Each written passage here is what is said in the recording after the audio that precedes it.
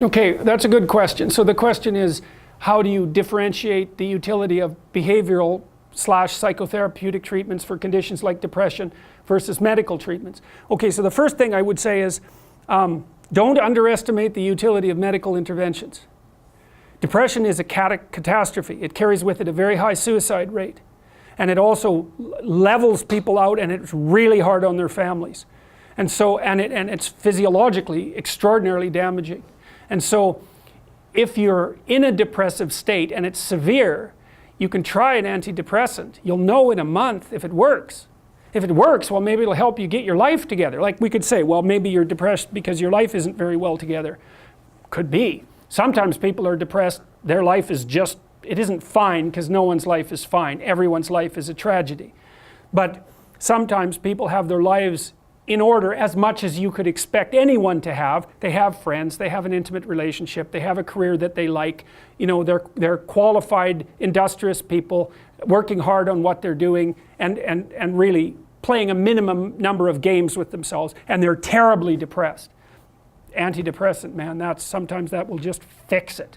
And so hooray, like you're a biological entity. If there's something out there that can help you strengthen yourself so that you can prevail, great.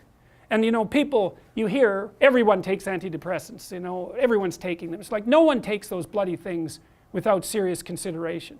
Half the time I spend with my clients who are depressed is often the 2 years long attempt to get them to tentatively try an antidepressant, because they're so guilty that they're relying on an external crutch to sort out their lives that they can't even tolerate it. But you know, I say, well look, man, what if you had diabetes? You're not going to take your insulin? It's like you got stressed, you blew out at your weakest point. That's what happens when you get stressed. If there's something out there that might help you, it's like, try it, for God's sake. You'll know in a month, and you just stop if it doesn't work. Now, having said that, you want to do a multidimensional analysis. It's like, well, do you have any friends?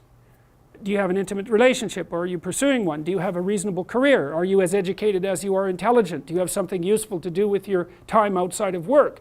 Do you have a drug or alcohol problem? Are there other behavioral issues like sleep dysregulation and lack of eating that are contributing to the pathology? You want to differentiate all of that, and wherever you can make a behavioral intervention, so much the better. But sometimes too, you're dealing with people whose lives are so wrecked that they don't even know where to start. They're different than the ones who have everything in order, say.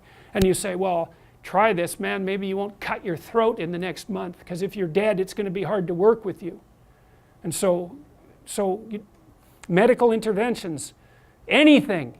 If you're sick, you do what is necessary to get better, and you leave your pride behind if you have to.